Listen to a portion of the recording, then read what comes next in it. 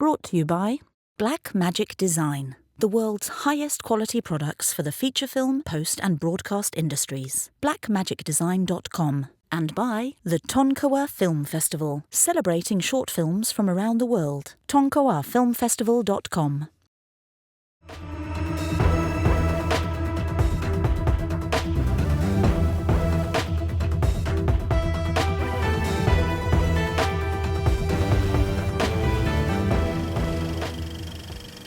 Hello and welcome to No Rest for the Weekend. I'm Jason Godbey, and today on the program, we're going to recap some of the films that we saw at this year's Tribeca Festival. And here with me in the studio, riding shotgun as always, it's Yasin Lago. Hey, world. How's it going?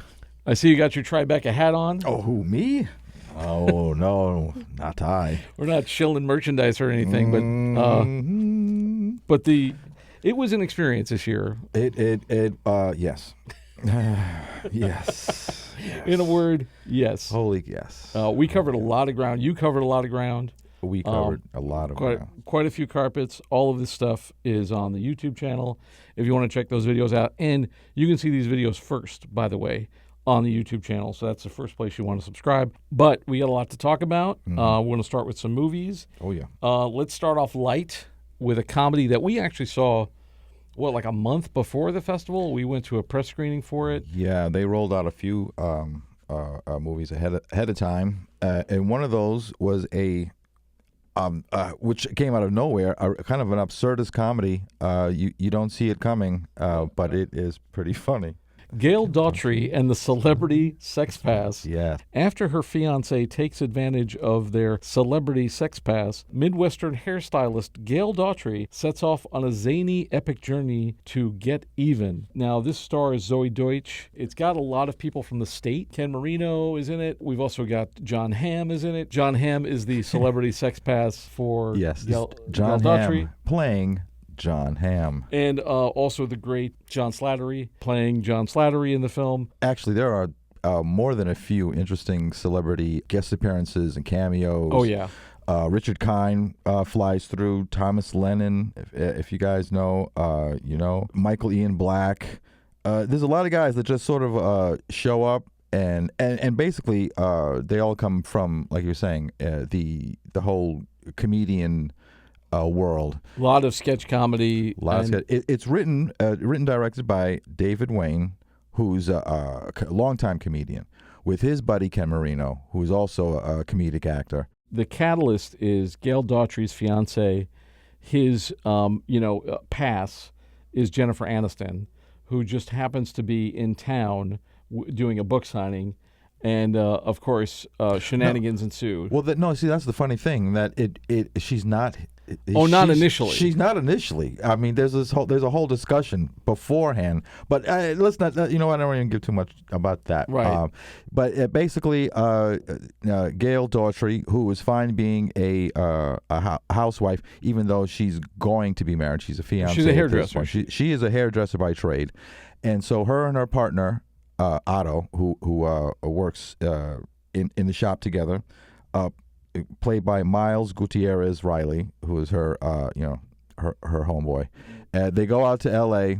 and to an expo, and through the idea of going through this hairstylist expo, at the same time then trying to even up or have comeuppance of the husband by fulfilling her celebrity sex pass, which I think was supposed to be John Hamm, but I don't even know if, I think after discussion it turns out that, you know what, John Hamm is the one. And so they go about traversing L.A. And Hollywood, trying to find John Hamm's house. In a very, and if you don't really pick up on it in the beginning, you will be hit over the head with it eventually. It is, the movie is a kind of it's almost an allegory or like a retelling of Wizard of Oz. Of the Wizard of Oz, yeah. You'll eventually see it. It is very funny though. Yeah, this movie is crazy. It's the tone, I would say, is zany. Like we don't see that many comedies like this. When's the last time you saw like a really zany comedy? Not anymore. I mean, well, I don't know. I would say the last one off the top would be the Naked Gun remake. As far as especially with the absurdist situation. You know what it reminded me of was Bowfinger with Steve Martin and Eddie Murphy. It had, because it's set in Hollywood. Yes, and there's a certain amount of absurdity that they just sort of kind of keep going with. No one pays attention to the fact that the things that are happening in it that are just absurd. Right. I mean, I'm trying to find another word besides that, but it really just kind of keeps coming up in that the reality is like a hyper reality. Yeah, it doesn't really it exists in this world, but it's a caricature of this world, and everybody is a caricature of themselves, even literally. I mean, the guys who are playing themselves are caricatures of themselves. Very much so. Slattery's character is great. I just love the fact that he's also able to get a comedic part. And you'll be able to laugh at yourself, but also as an actor, he's very funny. He's very funny. He's got a lot of range, and unfortunately, he's got an opportunity to show that. Yeah, I mean, we interviewed him for Nuremberg. Yeah, very different. Yeah, movie. yeah. I think most people know him as Tony Stark's father in the Marvel universe. And he's got this very wry sense of humor, but he's pretty stoic, and he gets a lot of authority figures, military guys, and so forth. Yeah. This could not be further from that, and it's nice for him to do that. But the breakout of this movie is Zoe Deutsch. Yeah, I mean, I'd seen her in a few things. Yeah, but I want to say Nouvelle Vague was like the last thing. She's terrific. In that. Yeah, and she's shown comic range in previous movies. So it's not as if. But this is different. This is different style. Because she's the lead. She's I mean, without going into too deep, she's Dorothy, and so you're kind of you're. It's an ensemble, her. But she's the lead ensemble. She is very much the lead, and she's just adorable. Yeah. And funny. It's one of those films I think. Well, like when we saw it at a press screening before Tribeca, and when we saw it at some point early on, I went, oh, okay. I gotta. They don't give you a heads up as to how you should take this movie in. Right. But it's so zany. It's so off the wall. Yeah. That at some point you're like, oh, I can't take this movie seriously. And you shouldn't. And you shouldn't. I mean, all I knew going in was basically the title. Right. I don't think I even read the log line when I saw the film. Yeah. But right from jump, I was like, oh, okay. Yeah, yeah. And then it's also there's a certain amount of plot-driven narrative. Because they get to the airport and there's the suitcase switch thing. We do have a MacGuffin mishap, which is another trope. They play on a lot of tropes in this movie, but they do it in a way that they're making fun of the trope as well. Absolutely. So everything is a parody of everything. Yeah. And it works. Yeah. It really works. I don't think it's going to be for everyone. This is not everyone's cup of tea. This movie. No, but it's a movie that. I don't. It's not necessarily going to be stuck in a crowded set of movies that are similar. And so that's why I say you don't see this much anymore. No, and it's the summer, so they're gonna try and push out a lot of big movies. This one is a little bit smaller. Yeah. But it's smaller in the right way. Smaller in the good way. It's going to be interesting to see what this movie does against Spider-Man. Or something, the people. Maybe it's not a same audience. It's not necessarily the same audience, right. Or it's the audience that I've seen it. Now I would like to watch something else, right? Something light, but a fun movie and well done. Yeah, I just it's not if it's your sense. If you like Airplane, if you liked Naked Gun, if you liked Bowfinger. Yeah. This is right up your alley, and you are an audience that hasn't been served for a minute, and this will be right up your street. Something wacky you can have fun with. Yeah, but it's not necessarily for the kids. No, not Don't get the Wizard of Oz thing going in your head and thinking, let's bring the It's a very kids. adult Wizard of Oz. It's Celebrity Sex Pass. Right. We're not messing around with that part. Leave Junior at home. All right. So, but solid recommendation from both of us, I think. Yeah. All right. So this next film I did not see. You saw this, and you interviewed the star on the red carpet. Yes. Via Negativa. Yeah.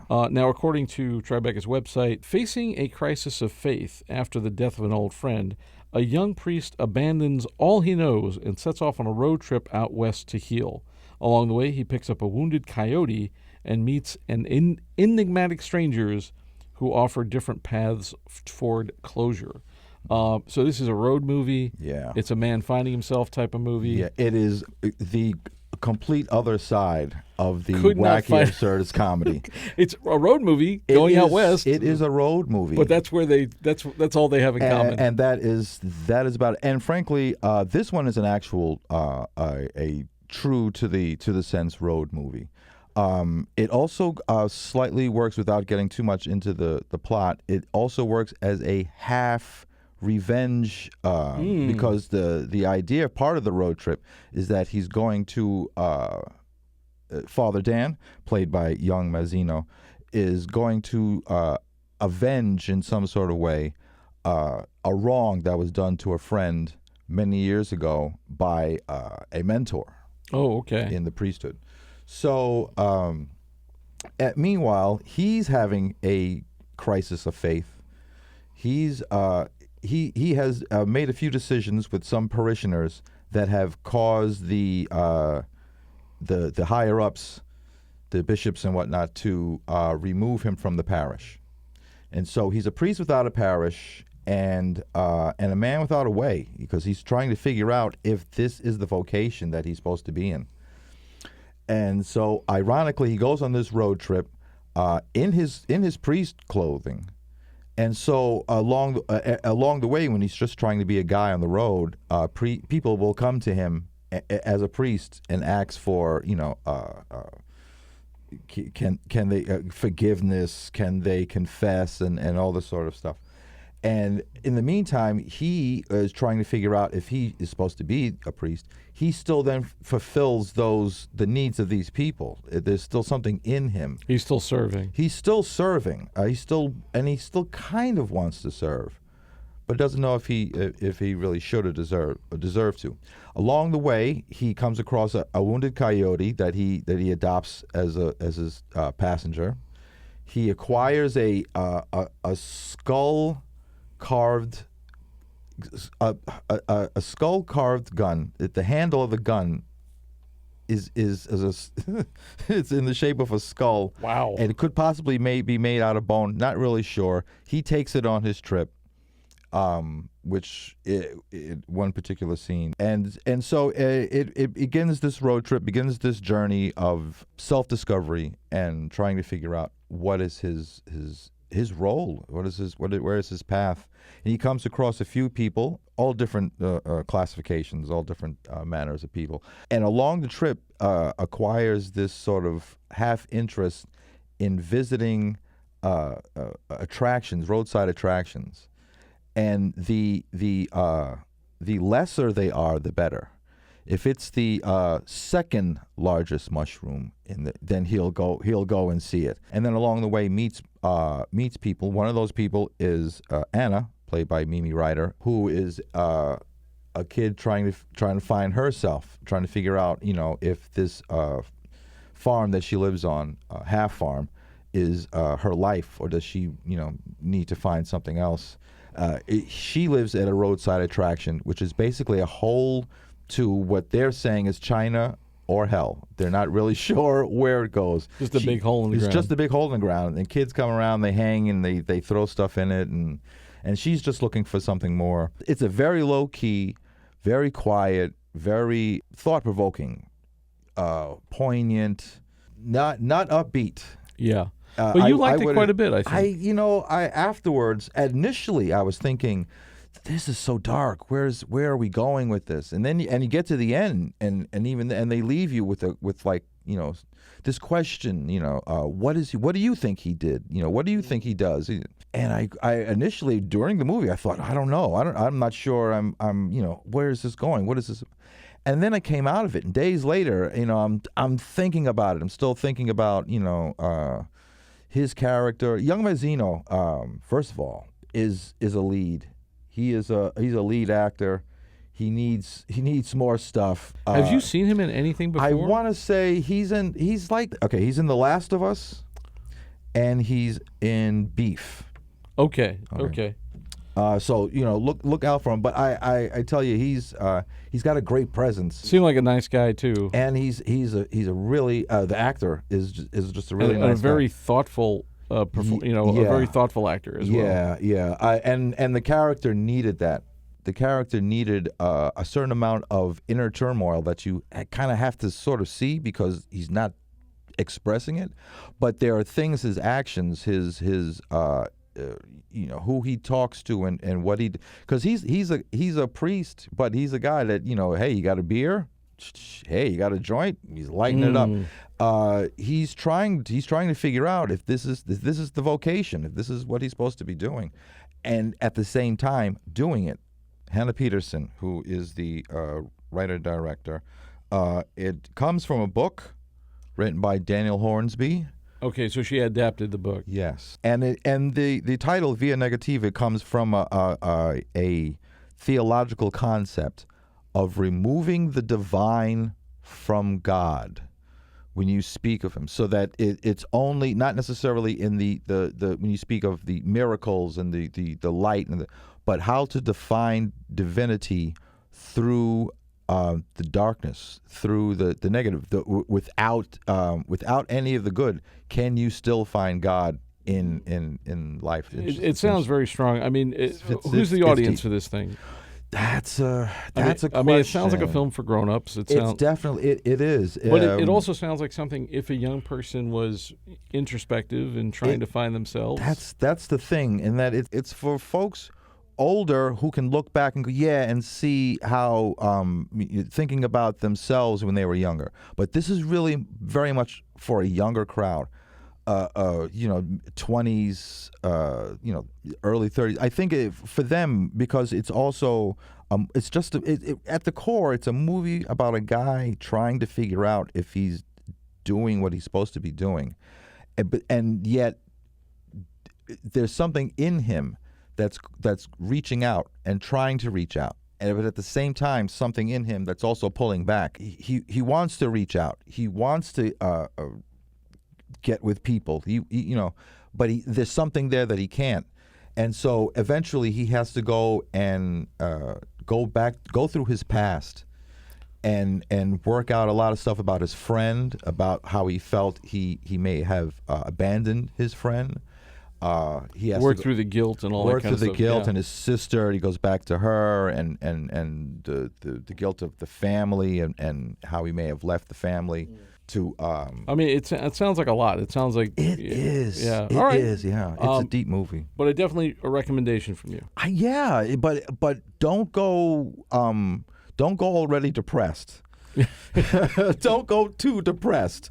It's because prepare yourself for this one. I really do. It's because it's a heavy movie and it's dark, but it's very interesting. So we have one more movie to talk about, and we both saw this one at a pre-screening before the festival. And this was the best thing that I saw, I think, at the festival. It's a film called Only What We Carry, and it stars Sophia Boutella, Simon Pegg, Lizzie McAlpine, and Quentin Tarantino is in it as well. We can't forget one of my personal favorites, Charlotte Gainsbourg. Charlotte Gainsbourg. Now, mind you, it's not one of her deeper, intricate roles and whatnot. But she plays somebody a little bit different than she usually does. Also, somebody a little bit brighter. According to the website, it says long buried secrets and emerging romances bubble up and boil over between a dancer, her sister, her former choreographer, and his visiting friend in this improvisational drama that they shot in 6 days on the Normandy coast in France. The movie looks gorgeous, and the setting is envy-worthy. But basically what happens is Simon Pegg plays a a choreographer who's basically a retired choreographer. For a really big show. He used to work at this big show at the Moulin Rouge in Paris, and Sofia Boutella was his premier dancer. And he has retired. She worked with him for 18 years, and he writes an article, I believe, for the New York Times, and she reads it. And in the article, he says things about her, and she is basically about her and also about dancing in general that provoke her to want to go find him. And so she and her sister, played by Charlotte Gainsbourg, venture out to this place to find him and sort of confront him. And all sorts of things come up about their past, and we get to see how he affected her, what he was like when they were together, even though he doesn't really seem like that now. And Quentin Tarantino is Simon Pegg's friend who is publishing his memoir. Simon Pegg is in Quentin Tarantino's inn that he's renovating, and he's writing his book up there, and Tarantino is going to publish it. And so the four of them meet, and all sorts of hijinks ensue. There is also a younger couple there, played by Lizzie McAlpine and Liam Hellman, and they're also there. They meet, and they decide they're all going to hang out and have like a dinner party together and stay at this inn.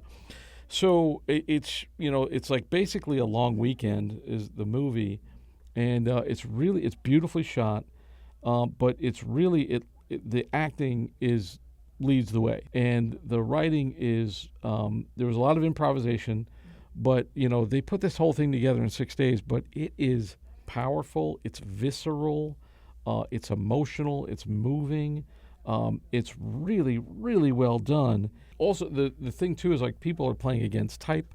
Yeah. Tarantino doesn't seem like Tarantino in the movie. He's actually playing he's a a normal person. Yes. Simon Pegg is not. It's a very. When I interviewed him on the red carpet, I said this is a very un-Simon Pegg like character. Right, yeah. There's an emotional climax to it that is just like But it was just. You don't see movies like this anymore. It reminded me of like indie cinema from the 90s. Like films like that were character-driven dramas, and it was real a breath of fresh air. Yeah. When I interviewed the director, and at the end of the interview, I just said, I hope you win all the awards. This film is really, really solid. Yeah. God knows if anybody will see this film. Hopefully, it's got enough star power in it that hopefully it will get a decent distribution. Yeah, when you say a throwback movie, the first one I think of is Sex, Lies, and Videotape. In that, and a movie that at the time even then was like, well, who's going to go see it? Well, turn out a few people. The 90s were a different time. It was a different time. This is a movie that I think people think that they're getting with a lot of movies and don't, in that you're putting these actors in a situation, give them the situation, give them some lines, but really feed them the situation and let them go off on it and let them act. Oh my God! It's the acting very chops in this are like Sofia Boutella. You can feel her angst, her anxiety is palpable. She's very much, and mind you, it's not as if you haven't seen it maybe before in some other parts, but I think she's given an opportunity to just be a character in a very real world sense. It's not a hyper reality. It's not some sort of sci-fi or some sort of situation where it's it's just her and her emotions. I asked her about this when I talked to her on the red carpet, and I was like, I've seen you in these action movies and you're great, but like I saw this movie and I was like, oh my God, she can act. Yeah, well, I mean, if you've seen Climax, for instance, and now, mind you, that's also a situation where it's kind of a hyper reality, and you're playing amongst a lot of other people, which she's always very good at. But she's not doing. This is not a strictly physical part. No. In the first scene of the movie, I'm not really giving anything away, but in the first scene of the movie, she's in a bath naked. And you don't really see, it's not about that, but it just goes to show you how sort of naked this woman is. Right, yeah. And it's indicative of the character going forward. How exposed she is, how vulnerable. There's so much vulnerability in this movie. Yeah. And it really kind of like, you don't see this stuff anymore. So this is definitely a movie for adults. Yes. It's for adults who like cinema. It's for adults who appreciate great acting and great characters. Yeah. I don't know if it's going to see a mass audience, but hopefully it will find an audience. I would hope it would find an audience. The actors are interesting too, in that they're not necessarily what you would call box office draws or movie stars. Right. But let me tell you something. These guys knock it right out. Now, mind you, Tarantino's part, could have been. He's good. Could have been played by Paul Dano. But I'm just. All right, with that we got. I'm joking. He's actually very good. He's quite good. He's in the actually film, you also wonder. And the chemistry between him and Peg is really strong. Is seem also like strong, and him and Gainsbourg. Yes, they really work. And the two I sisters, won't do too much Butella and Gainsbourg, Yes. feel like sisters. Yes, They feel like they're. The whole thing. It's interesting. The whole movie starts with them coming together because of their mother. Yeah. And you figure maybe, there's a story, but no, it goes off into this other That's thing. just the starting point. Yeah, and then but this whole thing it's from the about past. reconciliation. It's about redemption to a certain extent, and it's about closure. Yes. And but not for the faint of heart. If you see this movie, be prepared. You may want to bring some tissues with you. Yeah, it's very moving. It's a date movie, but recognize that you guys will be talking about. You guys may be talking about stuff. Yes, absolutely. As far as absolutely. All right, man. I got to wrap it up. Thanks so much for being in the studio again. We'll be back next week with more films from Tribeca. But that's all we got for you today. Thanks so much for taking this trip down the rabbit hole once again. For more content, if you want to read these reviews, you can find them on our website, norestfortheweekendpodcast.com.